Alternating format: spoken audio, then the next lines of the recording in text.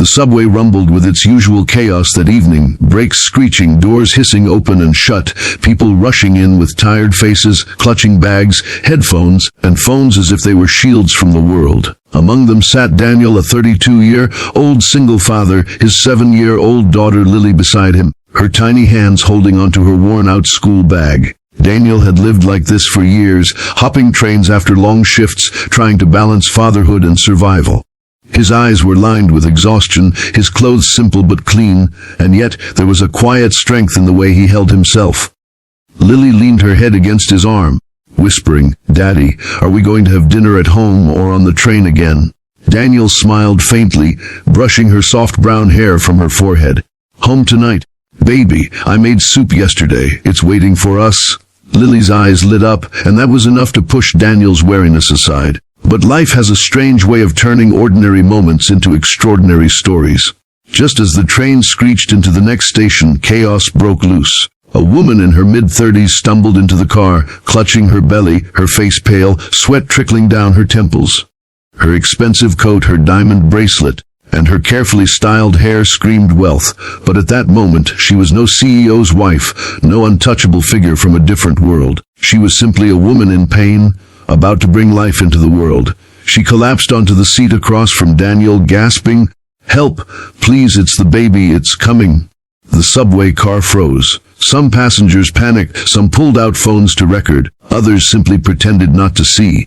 It was easier to look away than to step into someone else's storm. But not Daniel. He stood immediately, instincts taking over. "Ma'am, you need to breathe," he said firmly, his voice calm in the middle of the chaos. Lily clung to his hand, her wide eyes filled with fear.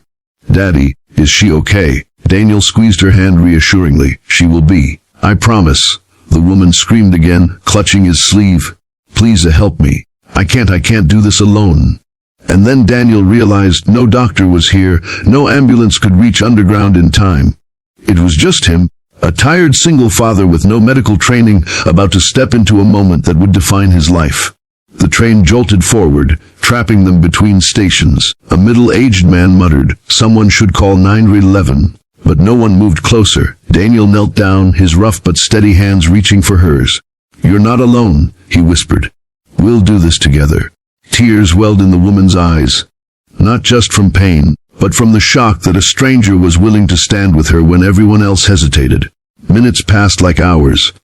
Daniel instructed Lily, "Sweetheart, hand me my jacket."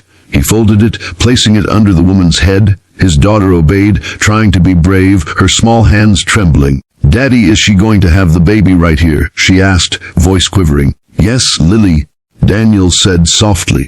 "And we're going to help her." The woman cried out as another contraction ripped through her.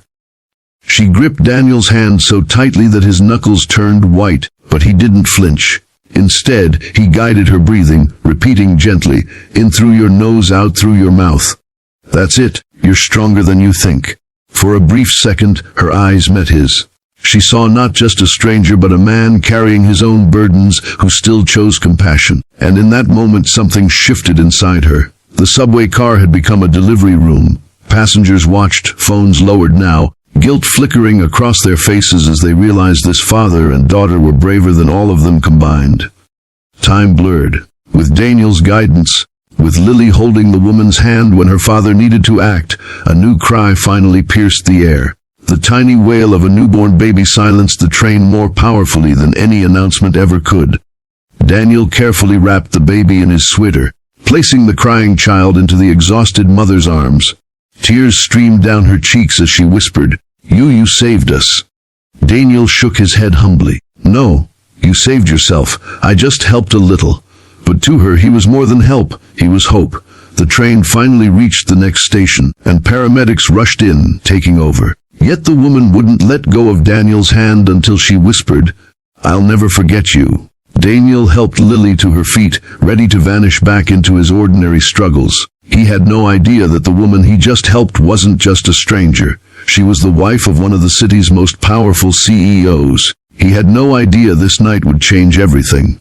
As the subway doors closed behind him, the woman held her baby tight, her heart whispering gratitude for the stranger who had reminded her of humanity's truest wealth: kindness.